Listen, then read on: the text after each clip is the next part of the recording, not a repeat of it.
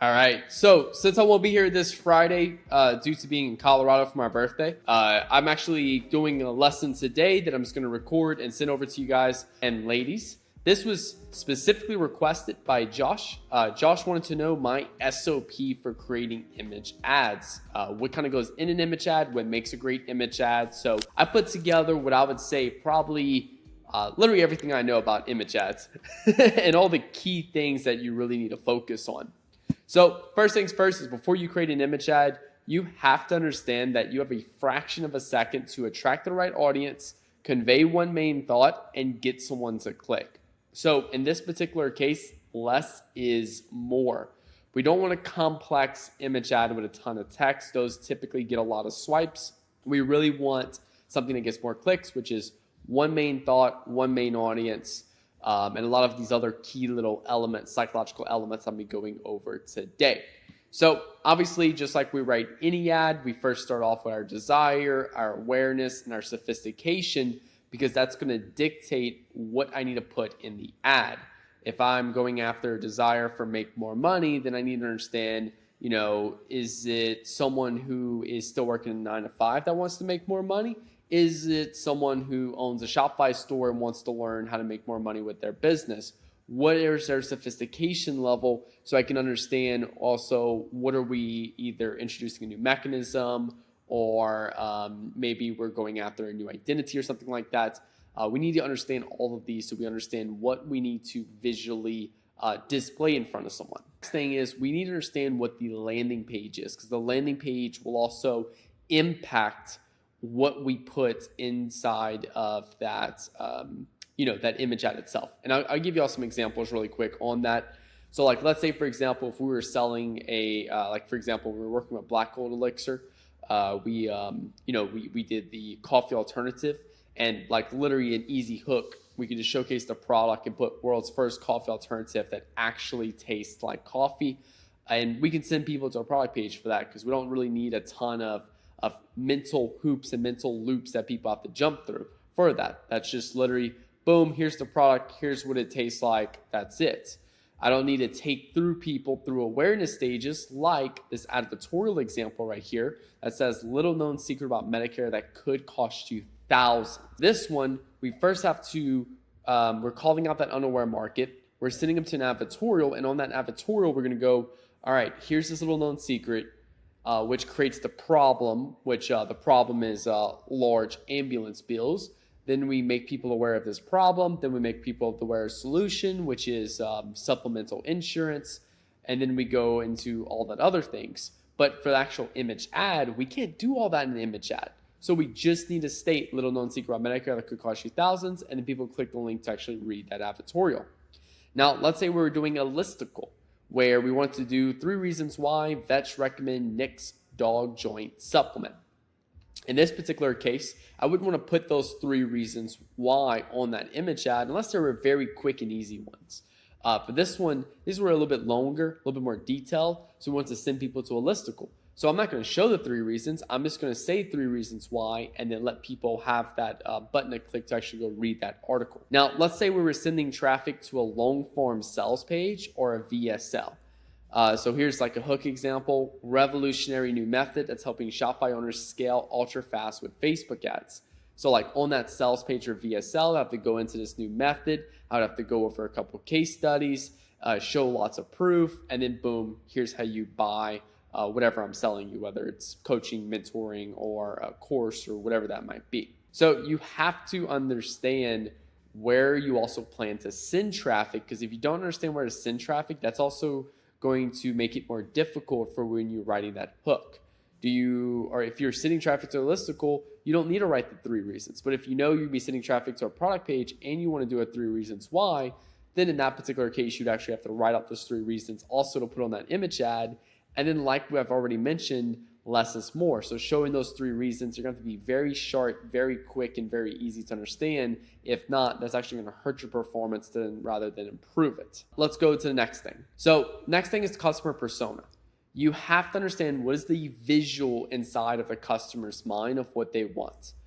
Do they want a great iPhone? And we just need to show them a great iPhone.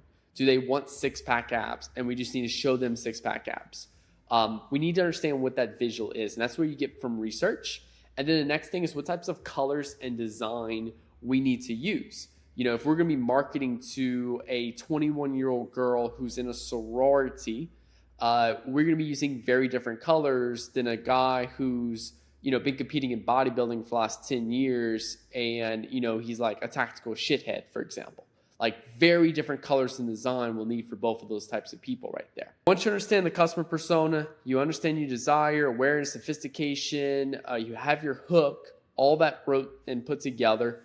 Now we need to understand, what is the type of image ad do we want to showcase? Now, I'm going to be showing y'all two different things today. I'll be showing y'all types of image ads and then also types of image ad designs. Now, there's a difference here. Image ads, the types of image ads, this is going to go more of what the product is showing, what we need to showcase visually inside of that image.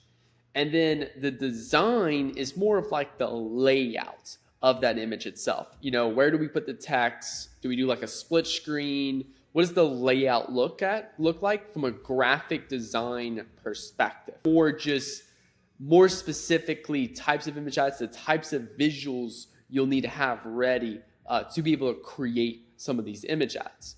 So very first one is picture of the product. So let's just say, for example, this could just be maybe you launched a new jewelry line. Maybe example in this one right here, it's a perfect gift. You can do a variety of different hooks right here, but it's going to be more solution aware, product aware types of hooks. And that's probably going to be more of like your stage 3, stage 4 market sophistication right there. Now, your next one is your picture of the product in use. Very similar to the last one. This would probably actually be more stage 3, stage 4 sophistication, also to more solution aware, product aware. I don't see this one too often in terms of just seeing videos and like pictures online and stuff like that. I don't see too many image ads like this one online. And mostly just because this is a great example right here where I would just do a video, just be a lot easier than a photo. Next one is a picture of the desire. So right here, we're showing people what they desire, and then we're just putting our product by it to make that mental like, hey, this is what our product does. This is also very good solution aware one right here for this one. I'm actually not a fan of the like text on this one and stuff, like the actual testimonial layout and stuff. But in terms of picturing what they desire, that's a big one right there. Next one is a picture of the feature. So this is where we're highlighting a specific feature of a product. So for example, right here, this particular brand, this is more, I would say solution aware. Definitely, I'd say stage 4 sophistication. The reason why I say stage 4 sophistication is because all they're doing is showcasing a new design of the Apple Watch band. It's not a new mechanism. There's already tons of watch bands out there. We're just simply showing a new design, but still the same mechanism. We're just different design. That's all we're doing right there. So picture of the feature itself. And then lastly, this could be a picture of the problem or a picture of the symptom itself, where we're just picturing the problem. And then, yeah, I mean, it's very simple. It's going to be your problem aware and your unaware market specifically. Unaware market for showing like a symptom, problem aware market for calling out a problem itself. So these are the different types of visuals of which we'll need to have ready for that ad. And depending on, what this is going to dictate what we need to actually show in there. And it'll also kind of dictate what we also do for like the landing page, for example. Like, for example, this one's picture of the problem. If we just do knee pain and we send people over to a product page, huge disconnect, because it's like knee pain. And then you go straight to the product page, and the product page is just showing like random like vitamin E supplement. It's like, what the fuck? I have knee pain. What do I need this for? That's because the market awareness is so far away from each other that people don't even realize they need this product. So this is an example of where you need to send them to a long form sales page, maybe an advertorial, one of those two right there. Then send them over to the product page. Now, next thing we want to look at is designs. So a design is more of just the layout of things on the image. Whereas these were what you need to visually show. These are how do you visually show that. So first one right here is the hook only. You show the visual and then hook only. Here we're showing people what they desire. They desire this courtship kind of love type thing right there. But here we're just calling out the problem. We're showcasing the problem, and then we're just simply have our hook. So hook only, just one short, very short sentence here. I wouldn't even say it a sentence. It's more just like a statement. Boom. Now, the next one is hook plus 3 bullet points. And honestly, to be fair, this can be more bullet points, but to be fair, like for me, 3 bullet points is perfect. So here, absorbs 2,000% better than powdered turmeric. And then 1, 2, 3. We treat neuropathy. Again, this one does burning, tingling, numbness, aching, stinging, pins and needles. I would only do 3 for this one. This one does way too much. Mila choker, 4mm beaded necklace, delicate shimmering beading, perfect for everyday wear. So great example here and here for just 3 bullet points. If you just understand, like 3 bullet points are just easier to communicate, and they're also just shorter. They're shorter and more powerful with 3. When you put a ton of things right here, it's just kind of a little bit more all over the place. Now, the next one is split screen. So here's an example right here. You know, this is a split screen, this is a split screen, and even like before and afters right here, these are split screens as well. Relatively simple. The big thing here you want to leverage is contrast. Contrast is huge when you're playing with split screen, especially this one. I love this one a lot. There's also a lot of contrast with this one too. Really good. This one's pretty decent here. I wouldn't say it's bad, but pretty decent right here. So split screen, you could do bottom top, you can do side to side. I've even seen people do like, 45-degree angle type thing right there. This one I see rarely, but it's a 3-time split screen. So you have like 2 images on the left and then 1 on the right. And I've even seen vice versa where I was like 1 on the left and 2 on the right there. Very simple to articulate. I think I've seen this a lot with clothing brands specifically, or a product with multiple different like features itself. Now, next one is no hook. There's just no text on the screen at all. You're literally just showing, boom, here's the product itself. And I'm not a super big fan of these just because, it doesn't really call people out. To be fair though, like obviously people have seen this necklace, like it's pretty easy to know that's this necklace right here. And it's pretty easy to know like it's this dress right here. But I don't know. I find there's too much room for opportunity of people like kind of fucking up with this right here. And like I'm just assuming it's this dress, but who knows? It might even be this lamp right here that's for sale. This might actually be this t-shirt right here for sale. But you just gotta be very clever with this, that it's very clear and very easy to understand. Like it shouldn't take any train of thought to understand like, oh, what's being sold here. It should be very easy. This one and this one, it's very easy to understand what's being sold here. We know it's this dress because she's kind of picking it up and holding it up. And there's also like all these other little things are off to the side down here. And she's the center of focus. This particular product, again, center of focus. So typically if you're going to do a no hook, it needs to be very center of focus of the product itself. And then it also needs to have pretty much like very little things in it to where it's not like, oh, could it be something else for sale? Now, for no hook, this is probably like one of the probably lowest on my scale of things I test right here. Very common for me is this one. This is probably like my biggest 2 right here. These are the 2 that I test all the time. Some cases, split screen. I rarely ever do this one. I rarely ever do this one. So just from a context perspective on, what I kind of put together and stuff. Now, next thing is image ad review. So once you actually go ahead and you do your design, or you get your visuals, you get your layout, you mash all that up together, you create the final product. Now we want to go over the image ad review. And this is basically just a few things that I tend to notice when I'm looking at creatives or specifically image ads that I'm like, okay, this looks like shit, and here's why. So first thing is eye flow. It's very straightforward here. You read this first, then you read this, then this one, and then you read this last. This is super important right here. There's too many times where I'll look at an image ad and like all the text is the same color and all the text is the same size and everything's just kind of scattered around the image. I'm like, what the fuck is being sold here, or what is supposed to catch my attention first. So you want to make sure you create this proper flow within your image. And typically what I'll see is this, and then this. I really don't put much at the top here just because it's a little bit more difficult, but this would be more of like your Facebook primary text, to be fair. Now, next thing is less text. You'll notice right here, ease, constipation, and bloating. Here's our 3 little bullet points, and then boom, your little CTA right here. And then yeah, it's not much text at all. This is the key thing with image ads. This is where so many people fuck up at with image ads. They put way too much text. They're trying to convey way too much. They're trying to say way too much on an image ad.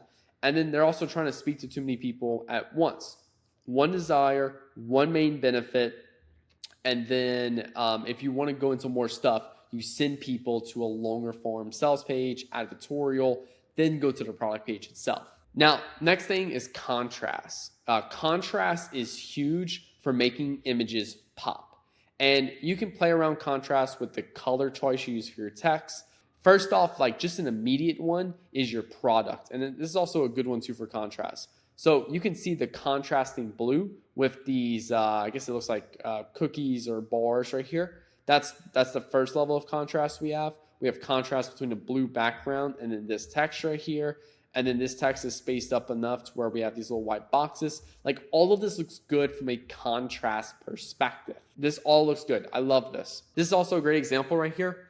You always want to make sure that your product has a contrasting background of whatever you shoot with, or if you're going to put on like a graphic design background like this, it needs to have contrast. This is a gray sweatshirt right here. If I were to go take a picture of this gray sweatshirt, I would want it on like a white background, a orange background, even a pink background. I would not want something on a gray background. That's like if your product is the same color as the background, that's just an immediate red flag. Don't fucking do it. All right. Next one is text play. I call it text play because it reminds me of wordplay. So here, kind of going back to what I did right here, you'll read this first and then so on. You want to do the same thing with your text. And typically when I have different texts on the screen, I bounce back and forth between big, bold font. What I would say, I think it's called like, I forgot what it's called, but it's like all the words are just capitalized. And then bounce back and forth, big, bold font, words capitalized.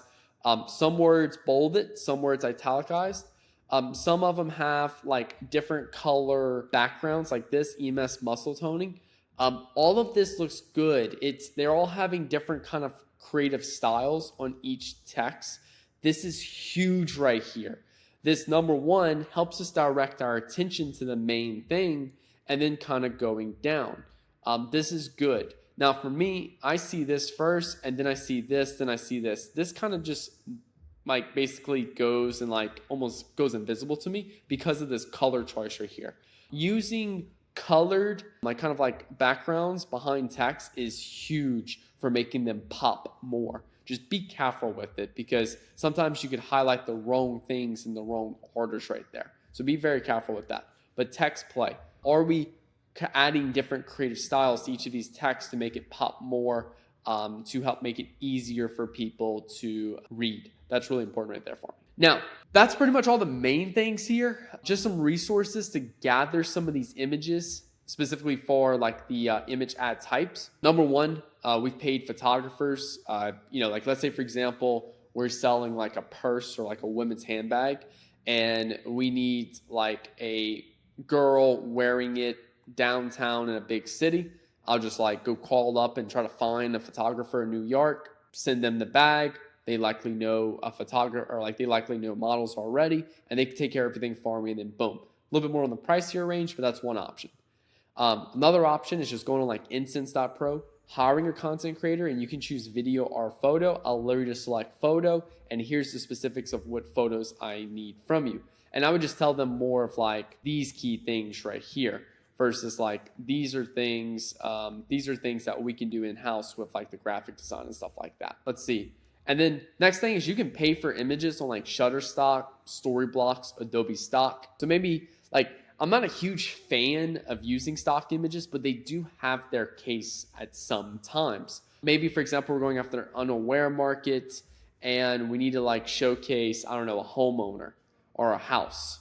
And then it's like, all right, cool. I don't need to go take a picture outside of a house. I can just pull one from like Shutterstock and then boom, add something to it. But if I need to show a girl with like six-pack abs and she's using our product, then I'm just gonna go like pay someone for that, because likely what I find on Shutterstock probably won't be the best. And then lastly, AI images.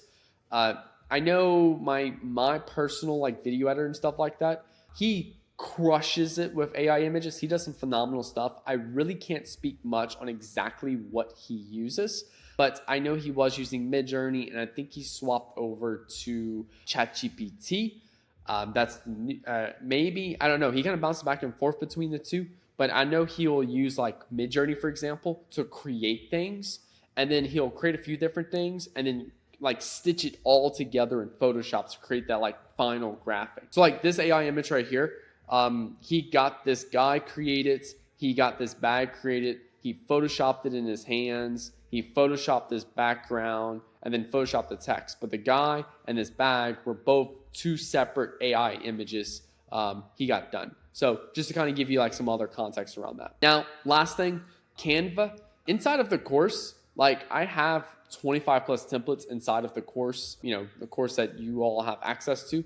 So click link below or click that, or just go into your dashboard and stuff like that.